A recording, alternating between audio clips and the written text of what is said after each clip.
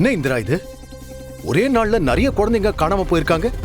அப்ப நம்ம பாவையை கடத்தினதுக்கு பர்சனல் வெஞ்சன்ஸா இருக்காது.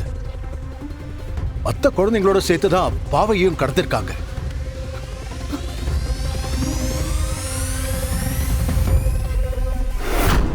அண்ணி, எக்காரணத்தை கொண்டும் வர்மாவை சாதாரணமா நினைச்சிடக்கூடாது. எப்பவுமே அவன் நம்மளை விட ஒரு படி மேலதான் இருப்பான். அதை மட்டும் நம்ம மறந்துடவே கூடாது அண்ணி. ஜாக்கிரதையா இருக்கணும். சித்தப்பா, வர்மா ஏன் மேல இருக்கிற கோவத்தாலதான் அத்தனை குழந்தைங்களையும் கடத்திருக்கான்.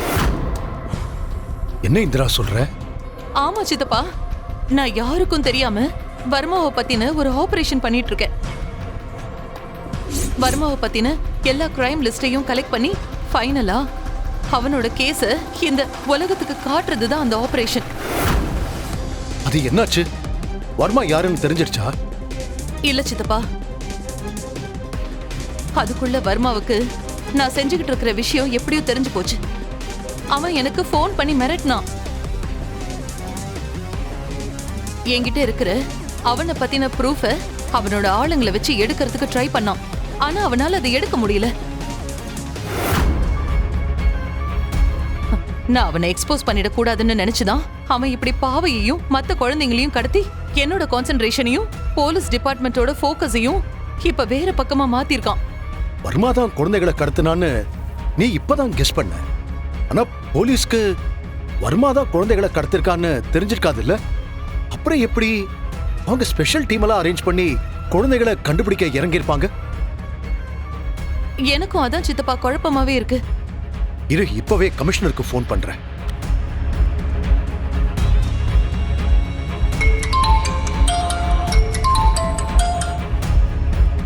ஹலோ, நான் எம்எல்ஏ உதய பெருமாள் பேசுறேன்.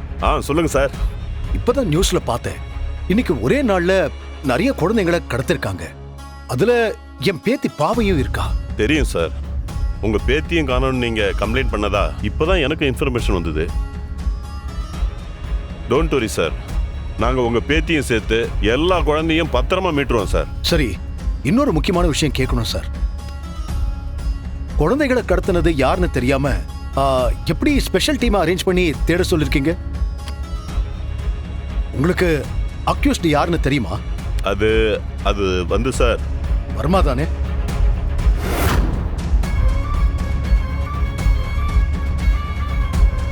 சார், உங்களுக்கு எப்படி சார் தெரியும்? எனக்கு தெரியும் சார். ஆனா வர்மா தான் எங்க இருக்கான்னே தெரியாது. அவன் முகம் கூட இப்ப வரைக்கும் யாருக்கும் தெரியாது. அப்புறம் எந்த நம்பிக்கையில அவங்கிட்ட இருந்து குழந்தைகளை மீட்டிடலான்னு சொல்றீங்க? சார், நீங்கிறதால சொல்றேன் சார். இந்த விஷயத்த டிபார்ட்மெண்ட் எல்லாரும் சஸ்பென்ஸா தான் சார் வச்சிருக்கோம். வர்மாவோட முகத்தை நாங்க கண்டுபிடிச்சிட்டோம் சார். ரியலி? Yes sir. வர்மாவை பிடிக்கிற வரைக்கும் இந்த விஷயம் வெளியே தெரியக்கூடாதுன்னு தான் சஸ்பென்ஸா வச்சிருக்கோம் சார். நீங்களும் யாருக்கிட்டையும் ஷேர் பண்ணிக்காதீங்க sir, please sir. Oh yes, okay, share பண்ணாம இருக்கேன். என்னாச்சு சித்தப்பா? போலீஸ் டிபார்ட்மெண்ட்டுக்கு வர்மா யாருன்னு தெரிஞ்சு போச்சுமா?